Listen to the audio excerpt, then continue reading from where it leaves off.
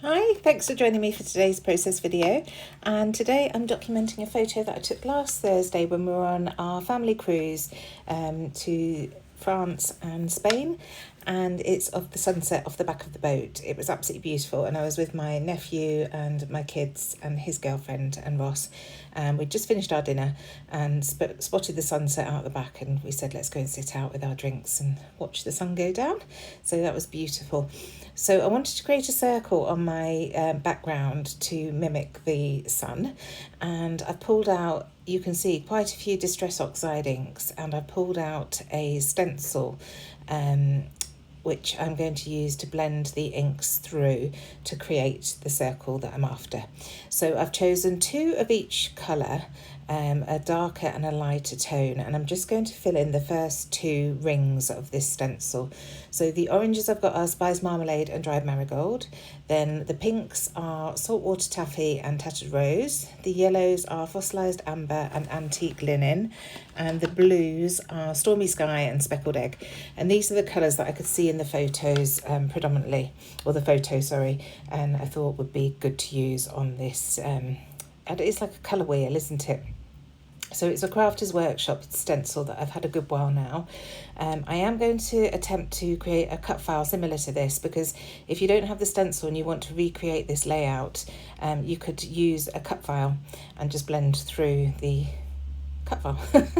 So I'll attempt to do that, and if I do manage to do that, I will link it in the description box down below. So I'm starting with the darker colours going around the outside of the circle. It did cause me some problems because I struggle when I don't have even numbers. Now, there are 12 slots around this circle and I only had 4 colours. So that should be fairly easy, shouldn't it, that you know. But for whatever reason, I didn't start out evenly, and then I was trying to fill in the blanks to make sure that I'd used the colours equally. But I got there in the end. I hope that makes sense what I'm saying. So just going in with the last orange, and then I can go on to the second circle and come in with the lighter colours. And you can see I've just got 4 stencil brushes there. I'm not precious about my colours mixing slightly in my inks. So I just use one brush for each colour. So I've used the same orange brush for the Spice Marmalade and the Dried Marigold that I'm just blending in now. I really don't mind if the colours mix a little bit. And the same with this pink. I'd used it for the Saltwater Taffy and now I'm using it for the Tattered Rose. And it was when I was doing this pink that I decided that I wanted to blend the ink slightly into that inner ring. So you can see here, just with what's left on the brush, I'm just bringing it ever so slightly down into the top half of the ring. I'm not going right down to the centre. So I've just brought that orange brush back to get those orange pieces done. And then I'll come in with the yellows. So this is Antique Linen. And just blending it down into that central part a little bit. So I want this, I don't want this to be just blended ink on this circle, and you'll see how I alter this and create different layers on it before I use it as my background paper to add my photo and embellishments. And I'm going to use the embellishments from the You Are My Sunshine Pretty Little Studio collection again. I used those before we went away and really enjoyed using them, so I've pulled those out again for this layout. They just work so nicely with summery, sunny layouts, really. With the colour palette is just perfect. So almost there now, just onto the blues, and then I can remove the stencil and get going with the rest of the things that I want to do with this layout. So there we go, and you can see beautiful toned gradient on there, and that photo is just going to sit on the right hand side. So the photo was printed out as a 4x6, but I trimmed it down to about a 4x5 because there was a lot of wasted space on either side, so I just cut those out. So this is the first layer that I'm creating on this background. I've just taken some water, these are Distress Oxide inks, and splattered it all over the inks, and you can see that pulls up some of the colour and leaves splotches all over the background. That wasn't quite the finish though. I then brought out my white acrylic paint and a stencil brush, stencil brush, isn't it, a stippling brush, and I'm just dry brushing that acrylic onto each of these segments just to create like a whitewash. I wanted you to see the stripes of the brush strokes on each of these. And it's really very effective when you do this. It tones down the colours slightly and just adds, it's almost like the burst of the sun rays, you know, when you see the I don't know how to put it. When you see a light on a camera and it has all those rays coming out from it, I just thought this white reminded me of that. And then what was left on my glass mat, I've just watered down. I was actually clearing it away. And then I saw it and I thought, no, add some splatters. So I've just added some splatters of that white paint, and that creates another layer on there. So once that was dry, I've then grabbed my rollerball black pen. Probably a felt tip or fibre pen would have been a little bit easier to do this, because it did drag a little bit on that acrylic paint. And then I'm just creating some faux stitching, so just going around that inner circle and also this exterior circle with the ink. I think I went around 3 times. This outside one did cause a few problems with that acrylic paint, so I had to change the direction of the pen a few times, but I got there in the end. And then you can see I just added some scribbles in a couple of spots just to mimic some zigzag or some loose thread. And I really love how that turned out. It's made it nice and bold, and there's where the photo is going to sit. So I'm going to grab my scraps and add some mats. First of all, starting with white, and you can see to the left, they're my folders that I keep all my scraps in. I just have 4, and I pulled them all out because I wasn't quite sure which colours. I think I was definitely thinking I wanted a navy blue to add some darkness to it, and I ended up with a yellow and orange as well. But I did consider bringing some pink in, so that's why I had to bring, and some black and white as well. So that's why I brought the whole folder, all the folders. So this is a Bella Boulevard Besties, and it's tone on tone yellow with little hearts on, and I just thought that was perfect. So I'm using that as my first layer. And then the second layer, I'm going to grab an orange with florals on it. You don't see that they're florals, you just see some different tones behind, because it's a relatively small border. So just trimming that down. And then I'm going to bring in another Bella Besties in navy blue to complete the mats. And unusually for me, all these mats are just slightly larger than the previous one. I've not offset anything or anything like that. I'm just creating 3 mats plus the white behind my photo. I'm just using the previous mat as a guide to see how big to cut it. So now that's done, I'm going to stick the photo onto the first mat and then distress the edges, and so on and so forth until they're all distressed. And I'm just using my fingernails. I was being a little bit lazy, so I just wanted to use my fingernails. So as I mentioned, this cruise that we went on was to, first of all, to Spain, and then to France. We went to La Coruña, Bilbao, a place near Bordeaux, and then Cherbourg in France, and then back home.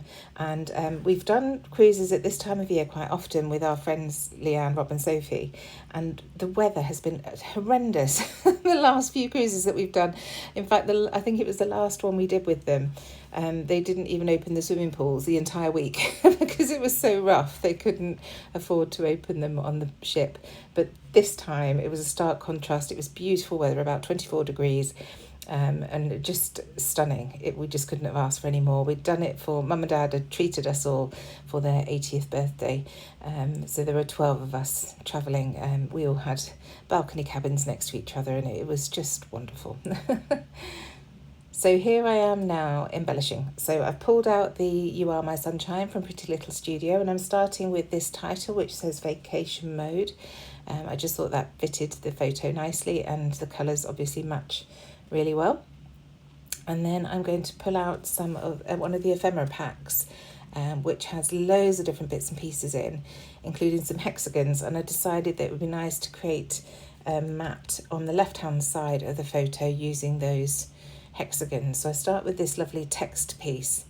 Of course I want a tab at the top to hold my date, and then I spot the sun, which looks nice, and there is also a cloud. Then I'm going to bring in some more hexagons, and this piece that I put at the top there causes me so much heartache because it's cut from a gingham paper, but it's cut so that probably the hexagon should be with the straight edge across the top, so it looks off centre to me, and I just really struggled putting it down that way, but I definitely wanted my hexagons with the points pointing upwards, so I had to just deal with it and put it that way up. So here's the cloud. I do actually switch that cloud out for a different cloud, just for a bit more contrast, and I've chosen a couple of the hearts to go at the bottom, and And you will have seen me switch out one of the hearts to a different one because it was the same deep blue as that hexagon. So I'm just making sure that I've got all the different tones. Then I spotted this banner, and I struggle with banners on layouts, but I just thought it would look really nice across the top of that circle.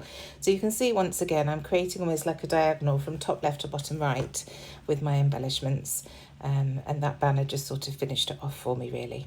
So I'm committing and sticking it down. I'm just putting the glue along the string so that I can curl up those flags slightly and create some movement. And then these hearts and hexagons, I am going to use some of the fun foam to matte back some of them and then keep others flat, just to create a little bit of texture and dimension again on the page.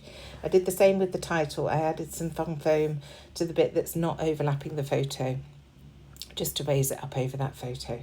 So this orange heart has fun foam on the back to raise it up, just to the same level as the photo really. And then I've got that lovely title that says "Enjoy the Sun," which has gone onto my photo.